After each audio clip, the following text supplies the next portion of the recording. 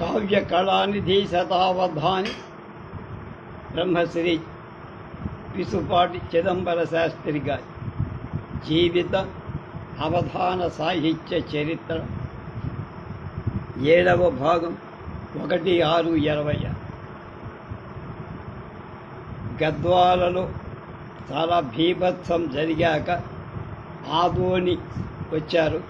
అక్కడ హైమవతి విలాస రచన ఎలా చేశారో ఆదోనిలో అష్టావధాన శతావధాన సభ మే 10, 11, 12 తేదీలు సత్కారంగా జరిగి 14వ తేదీ 15 బదినేహాల్ గ్రామంలో శతావధాన సభ అద్భుతంగా జరిగింది. పలువురు కవులు శాస్త్రి గారి అవధాన నైపుణ్యాన్ని పద్యాలతో ప్రశంసి బదినేహాలు తమ్మిరెడ్డి గారు బంగారు గొలుసుతో సువర్ణ పథకాన్ని 116 రూపాయలతో సత్కరించి తర్వాత రెడ్డి గారి ప్రేరణ చేత హైమవతి విలాసమనే 3 ఆశ్వాసాల మృదు మధుర ప్రబంధం 1 నెల రోజుల్లో వ్రాసి మల్లికార్జున స్వామికి కృతి తమ్మిరెడ్డి గారి సభక్తి సత్కారానికి పొందారు. ఆ గ్రంథం వెంటనే అచ్చయ్య రెడ్డి గారు శాస్త్రివాదులకు సమర్పించారు. శాస్త్రి పాదుల పీఠికా సంస్థానం సంపూర్ణ శతావధ పిఠాపతి తర్వాత రక్తాక్షి శారద నవరాత్రాలు శాస్త్రి గారు పీఠికాపుర సంస్థానానికి వెళ్ళి అక్కడ మహారాజు పంపిన విజ్ఞాపన పత్రం నుండి 2 మత్సుదల సంస్కృతాంధ్ర ప్రజ్ఞ చాలకుండగా కైత చెప్పేటి కవులలో చేరబో కవితా రసామృత గ్రహణ యోగ్యత లేక ఉండు వారల చెంత ఉండబోను ధనధాన్యములు కలిగి దాత అనిపించు కొనని వాని సమీపమునకు పోను కవిచంద్రులకు చేయదవు గౌరవం ఎరుంగని వాని మొగమేని కానబో కవన సారస్యమేమియు కాంతగుడు బహుమతులు చేయవచ్చిన బడయబో నీకు ఎరింగించినాడ నా నిర్ణయములు అరయుమయ్య మహారాజ ఆంధ్ర భోజ ఆసు కవిత్వమునల్ల పునితినేని హరిదస్తవాహంబులడయుబ అష్టావధానం ఆచరించి తినేని అష్టమూర్తులు శివాలాడబల్ శతవధానంబులు సరుప పూనితినేని శతధృతి ధైర్యంబు సడలబల్ నేత్రావధానం నెరవేరిచితేని చక్షుశ్రవుండనై బింకవ సంస్కృతాంధ్ర ప్రబంధ ప్రచారమున తంతతన నేర్పడ పూలుకొంటినే అంబనామ్రోల తాండవం పడవలయు భూరి గుణజాల పీఠికా పుర నృప ఆంధ్ర భాషాభిమానులు మదాంజులైన మహారాజుగా శాస్త్రి గారి సంపూర్ణ శతావధానం చెయ్యమన్నారు.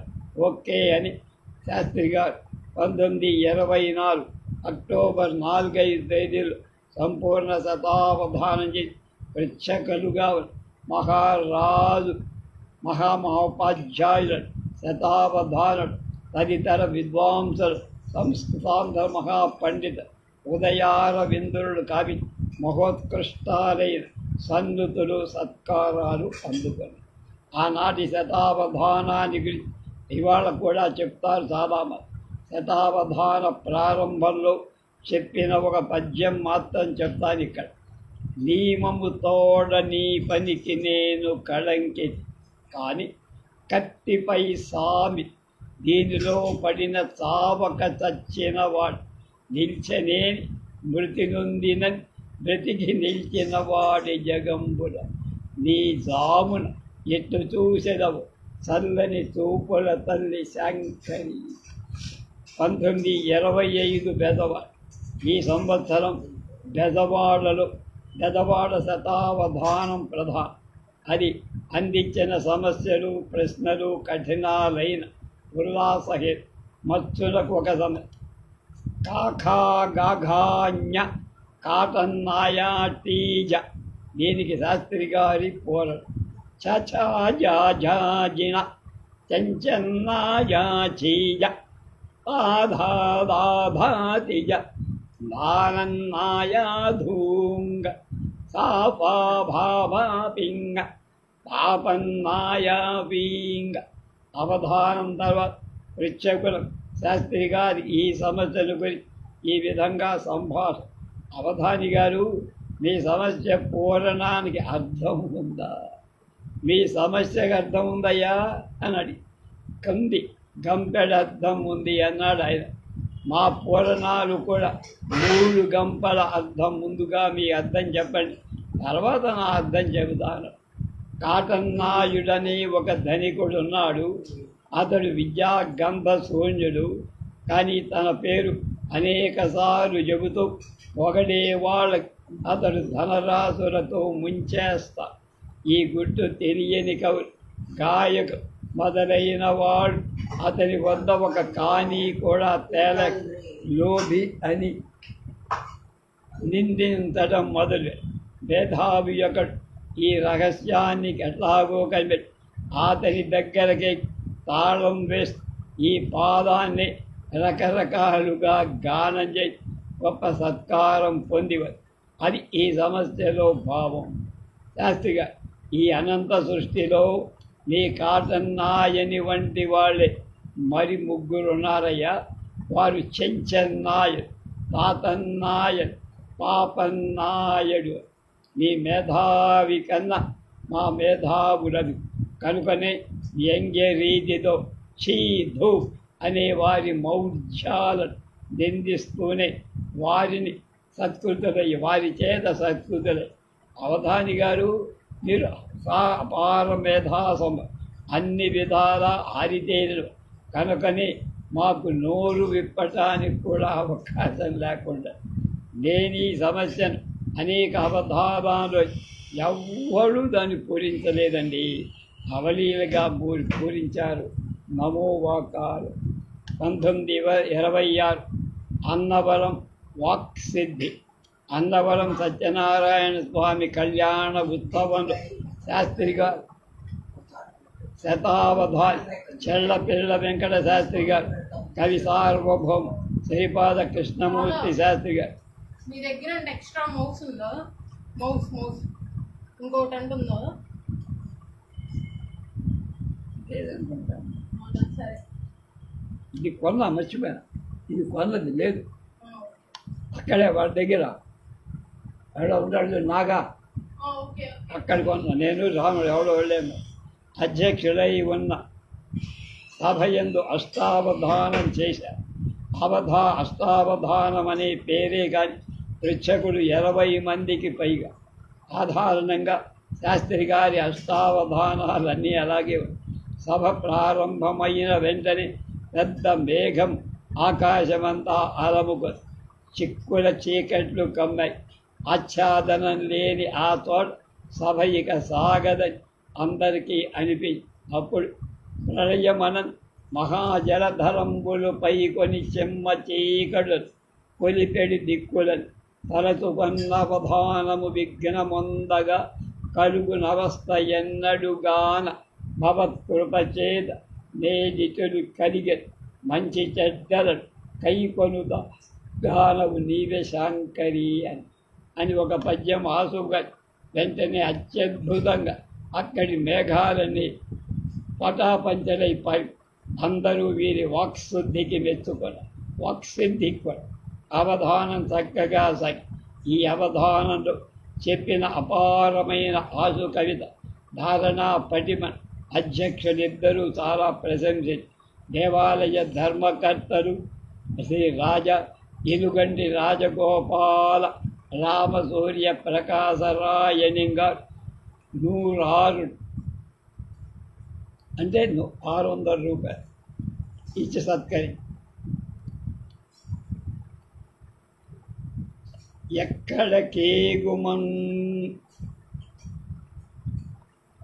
ఏగుమంగళం ఎవ్వడు తీసి భరింపగల నీ ప్రక్కకు వచ్చు నీ కైదు రత్తుల లోపల సంశయంబు నీ కక్కరలే రానియడ నా తెరువాటు బికారి శీర్షము వ్రక్కలొనత్తు నిక్కముగా నా కవిత కరవాల ధారణ.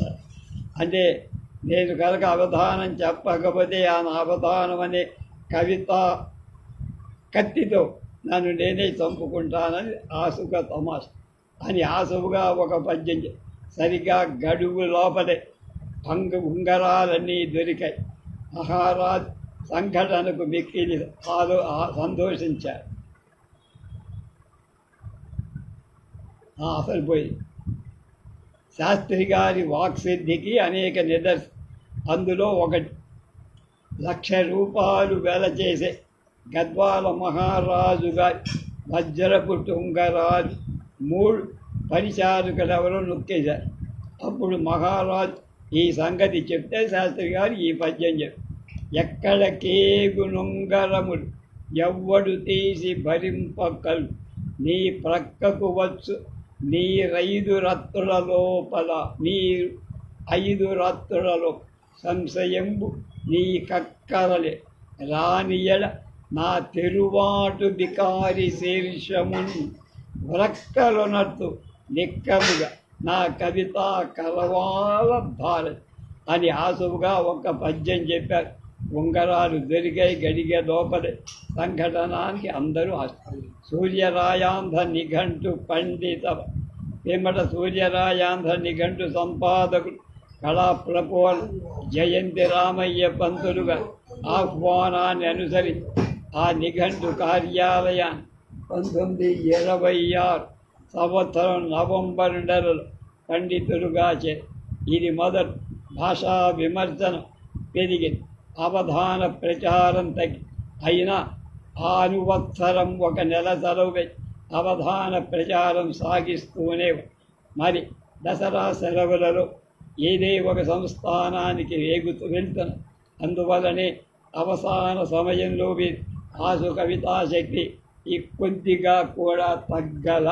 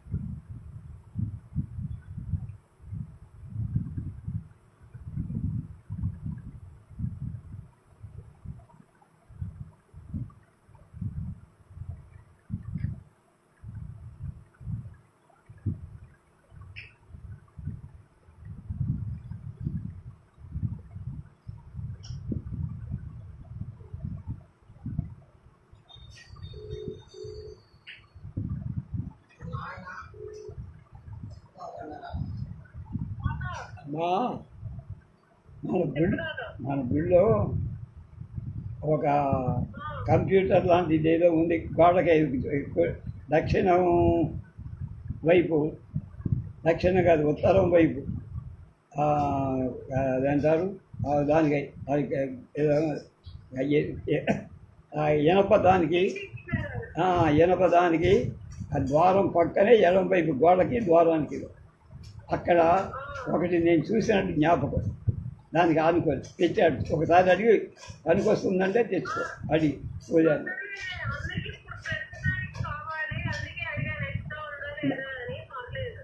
సరే.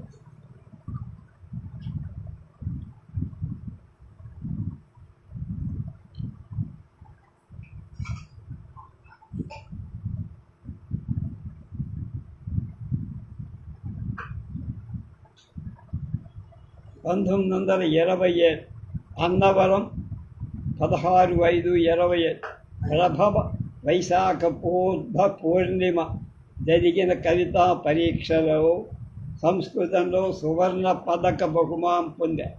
28 అన్నవరం 4/5/1928 విభవ వైశాఖ పూర్ణిమలో జరిగిన కవితా పరీక్షలో ఆంధ్రంలో సువర్ణ పథకాన్ని పొందారు. బొబ్బిలి సంస్థానంలో రాజా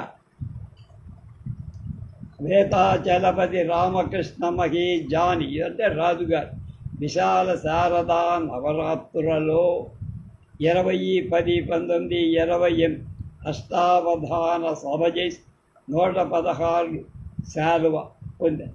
వదాన్యులైన రాజుగారు శాస్త్రి గారి కవితామృత ప్రవాహాలు ఓలలాడి 116 వార్షికంగా ప్రతి 116 ఇస్తామని ఆయన ఒక తీర్మానం చేసి, అలాగే ఈశ్వర సంవత్సరం చివరిలో 28 మొదలు 1928 మొదలు 37 వరకు వార్షికంగా రాజుగారు 116 ఇంటికి పంపిస్తూ ఉండేవారు. విజయనగరం కాంచి కామకోట పీఠాధిపతుల సన్నిధిలో అష్టావధానం చేసి ఆసి ప్రశంసా వేదురులై శ్రీవారి బహుమతి పరమాచార్యులు ఉంటారు. 1932 కొచ్చి సంస్థానం శాస్త్రి గారు కొచ్చి సంస్థానానికి వెళ్ళి అక్కడ 3 శాస్త్రాలను మహావిద్వాంసుడు కొచ్చి యువరాజు అయిన కేరళ వర్మ మహా గొప్ప విద్వాంసుడు కేరళ సన్నిధిలో తమ వృత్తాంతాన్ని ఇలా చెప్పారు. శృణు కేరళ వర్మ విభో కించిద్వినివేదయామి మమ గాథాం నామ్నా చిదంబరోహం వశ్యా కవితైవ మమ హి సర్వం గౌరవం క్వచిద గౌరవం క్వచిత్ భూషణం క్వచన భూషణం క్వచిత్ సర్వతః పరిషదుత్సుకాత్మక నిర్వికారమనుభూయతే మయా కదాచిత్ తచ్యుత్తమ సౌధవాసై కదాచిత్ తజ్జల్పకుటీరవాస గజాస్వయేషేషు గతైః కదాచిత్ యాంతిక్షణాః పాదగతైః కదాచిత్ రాజాధిరాజస్తాంగః ప్రణమైరర్చనం క్వచిత్ ద్వారేషు ధనిరాం భూయో భటైర్ ఉచ్చాటనం క్వచిత్ సమర్పితై షడ్రసభోజనై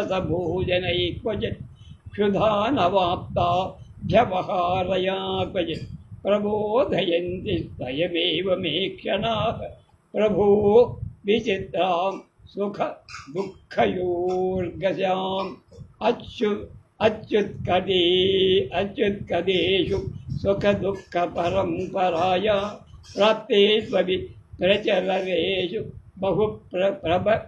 ప్రచలనేషు బహుప్రకారై భూయః ప్రచారయతి హస్తశరీరయంత్రే ప్రాణానిలం సుకవితా అమృత వల్లరీమే. 10/36/32 తేదీ యువరాజ్ అష్టావధాన సభ చేసి సత్కారం చేశారు. ఆ తర్వాత 2/7/32 కొచ్చి మహారాజు శ్రీ రామవర్మ సన్నిధిలో అష్టావధానం చేసి సువర్ణ పథక 116 బహుమానంగా కూడా పోయి. తర్వాత మహారాజ్ఞి శ్రీమతి కుంజాక్కావాదేవి 6/7/1930 స్వయంగా ఒక అష్టావధాన సభ చేసి శాస్త్రి గారిని సత్కరి తిరువాన్కూర్ బాలికా పాఠశాలలో బాగా ఇక్కడ కూడా కేవలం స్త్రీలే పుచ్చకురాలు. కేరళ దేశంలో సంస్కృత భాషా పాండితి భూషితలైన స్త్రీలు చాలామంది నేడు కూడా ఉన్నారు. ఈ విధంగా కొచ్చి సంస్థానంలో 3 సభలు జరిగి ఈ సమయంలో కేరళ దేశీయ మాంత్రికుల పలువులతో సంభాషించి అనేకులు మంత్రశాస్త్ర విషయాలు శాస్త్రి గారు సేకరించారు. జైపూర్ సంస్థానం 1-10-1932 జయపుర సంస్థానానికి వెళ్ళి విక్రమదేవవర్మ మహారాజ సన్నిధానంలో అష్టావధాన సభ మహోజ్వలంగా చేసి 116 రూపాయలు వార్షికంగా పొంది ప్రతి నెల ప్రతి ఏడు. ఈ వార్షికం 36 సంవత్సరాలు దాకా అంటే 1936 4 35 శివగంగ శాస్త్రి గారు 12/8/1935 శివగంగా మఠాధిపతి సన్నిధానంలో అష్టావధానం చేసి దీనికి పరితోష పొందిన శ్రీ నభినవ గంగాధర సుబ్రహ్మణ్య భారతీ స్వామివారి ప్రశస్త సత్కారాలు కావించి బహుమాన సమయంలో చెప్పిన ఒక శ్లోకం ఇక్కడ చెప్తున్నా. అష్టావధానమవలోక్య భవాన్ మదీయం మధ్యే సభం వ్యక్తిరకిర మయితే కటాక్షాన్ స్వామి నతః పరతరం బహుమానమన్యం తస్మా దృశాం కవయతి కిము వాంఛనీయం. అక్కడి నుంచి రామేశ్వరం వెళ్ళి తర్వాత సకుటుంబంగా రామేశ్వరం వెళ్ళి అక్కడ దీర్ఘయాత్రతో కవితా యాత్ర కూడా చేసి అక్కడ దేవీ కళ్యాణ మంటపంలో వరుసగా 2 రోజులు 2 అష్టావధానాలు జరిగి వైదికుడు పౌరుడు అంటే తీర్థయాత్రకు వచ్చిన వాడు అక్కడ స్థానిక రాజ్యసభలకు వచ్చి చాలా ఆనందపడు. ఈ విధంగా శాస్త్రి గారు దర్భాంగ మొదలు రామేశ్వరం కల యావత్ భారతదేశ తమ కవితా సుధా వాహినలు ఓలలాడి ఈ విషయాన్ని తిరుపతి వెంకటేశ్వర సుధీవరులవధానాసు కవిత ప్రధాన గురు ఆంధ్రదేశంబునం అఖిల సంస్థం సలంబులం నిరాజనం విచ్చినారు వారి మార్గమునం వర్తించిన మహాత్ముడు అస్మదగ్రజుడు చిదంబర కవి ఆంధ్రపద్మ పురాణమత్ కృతి ఉజ్జవతమ సైర్ వెలయించినట్టి విప్రకాండ్ ఆ సేతు సీతనగా అవనీనాయకులిచ్చిన కాంకలు అందించిన అని ఆంధ్ర సాహితీ యోషక్ ఆయన విన్నపించారు. ఈ తర్వాత 1937 మైసూరులో ధర్మాధికారి ఆస్థాన మహావిద్వాన్ కుణిగల్ రామశాస్త్రి గారి భవనంలో అష్టావధాన సభ 21/6/1937 విద్వత్ ప్రమోద ఆవహమై ప్రవర్తి 30 సికింద్రాబాద్లో 18/2/30 అష్టావధాన సభ సభ్యులకు ఆనందం చెప్పి 40లో చెన్నపురిలో అష్టావధాన ఆసు కవితా సభ 2640లో జరిగి సువర్ణ పథకం బహుమానాలు కవిస్తులు చేకూరాయి. మత్సుకు 1 కవులెవ్వారలో ఎందరో కల నీకన్ సంస్కృతాంధ్రోరువై భవముల్ నవ్యమరంద బిందు చయ సంవాతంబులై తోత్ సత్కవిముర్ధన్య భవాదృశన్ భువి కనంగా కల్గునే కావ్యకార్య విశేషజ్ఞ చిదంబరార్య కవిధీర మన్య భూభృత్వకవి అని దోమా వెంకటస్వామి గుప్తగా ఆయన కూడా శతావధాని. ఆయన ఈ దోమా వెంకటస్వామి గుప్త గారు మాకు నేను బెజవాడ ఎస్ఆర్ఆర్ కాలేజీలో 1956 నుంచి 60 వరకు ఇంటరు డిగ్రీ 2 అది 2 ఇదే చదివినప్పుడు ఆయన ట్యూటర్గా ఉండేవారు. మహాపంచాంగ మహాశతావధాని. ఆయనకి ఎందుకు కర్మ మనకు అర్థం కాదు. కాళ్ళకి మరి ఆయన కుష్ఠవ్యాధో ఏదో ఈ క్యాన్వాస్ బూసులు ఉంటాయి, ఆ రకమైన క్యాన్వాస్ బూసులు వేసుకొచ్చేవాడు, పంచగట్టేవాడు, ఉత్తరీయం వేసేవాడు. ఆయన పాపం ఆయన పాఠాలు చెప్పేవాడు కానీ చూడరు అంటే నోట్ బుక్ దిద్దడం ఏదో ఉండే ట్రాన్స్లేషన్ ఆ పని చేసి. కాకినాడ పీఠికాపుర రాజ కళాశాలలో జరిగిన ఆంధ్రాభ్యుదయ ఉత్సవాలలో అత్యద్భుత ఆసు కవితా సభల అధ్యక్షుడు చల్లపిల్ల వెంకట శాస్త్రిగా ఆనాటి ఆసు కవిత అతివేదంగా గొప్పగా 41 వెంకటగిరి సంస్థానం రాజా వెంకట రాజగోపాలకృష్ణ యాచేంద్రుల సన్నిధానం అష్టావధాన సభజై 116 చే సత్కృతులు. మే నెలలో సూర్యరాయాంధ్ర నిఘంటు పద్ధత్ సభ పదవిని పరిత్యజించారు, దాన్ని వదిలేశారు. 42లో మార్చి నెలలో సకుటుంబంగా కాశీ గయా ప్రయాగలు సేవి.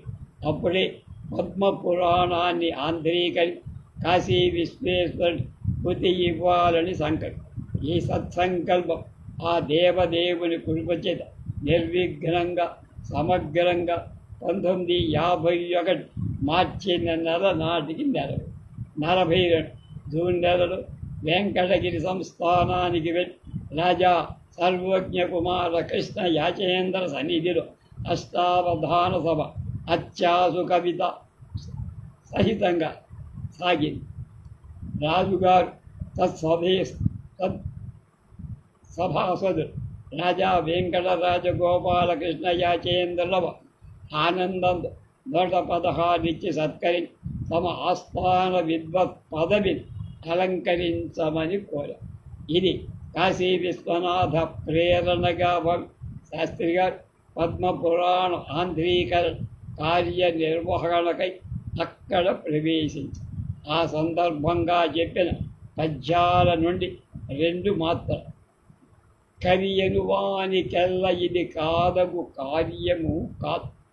సంస్కృతాంధ్ర విధుడు, లోకవేత్త, గుణజ్ఞుడు, గ్రంథ విమర్శకుడు, పట్టు విలువని గట్టివాడు, కడుంగడు విశ్రుతి కోరువాడు, సత్కవియగువాడొకనొకడు కాక తదన్యుడు దీనికి అర్హుడే అన్న.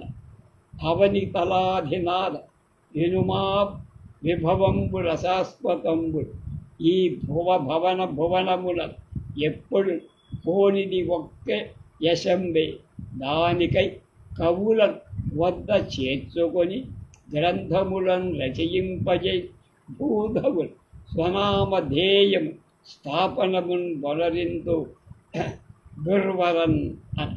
వెంకటగిరి ఆస్థానంలో ప్రవేశించింది మొదటి పిసుపాటి చిదంబర శాస్త్రి గారు ప్రధానంగా పురాణ ఆంధ్రీకరణ కార్యాన్నే చేసి ఎప్పుడు వ్రాసిన చెత్తుపదప్పుడే అచ్చు వేయించడానికి అనువయ్యేటట్టు వ్రాయించారు.